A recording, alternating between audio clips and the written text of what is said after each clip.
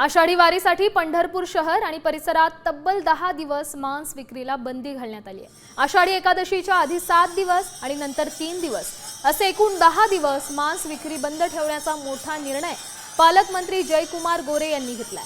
त्यामुळे गेल्या अनेक वर्षांपासून वारकरी संप्रदायाची पंढरपूरच्या वारीत मांस विक्री बंद ठेवण्याची मागणी आता पूर्ण होते। या बंदीचे आदेश प्रशासनामार्फत पारित करण्याच्या सूचना देखील देण्यात आल्या।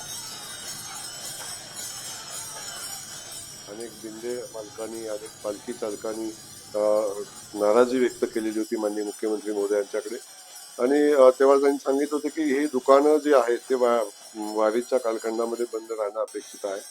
त्या दृष्टीने माननीय कलेक्टर महोदयांनी निर्णय घेतलेला आहे की वारीच्या आषाढीच्या अगोदर 7 दिवस आणि आषाढी नंतर 3 दिवस हे दुकानं बंद ठेवण्याचा निर्णय आपण घेतलेला आहे। त्यावेळी कुठलंही नॉनव्हेजचं दुकान उघडं राहणार नाही आणि ती व्यवस्था बंद करण्याचा निर्णय घेतला।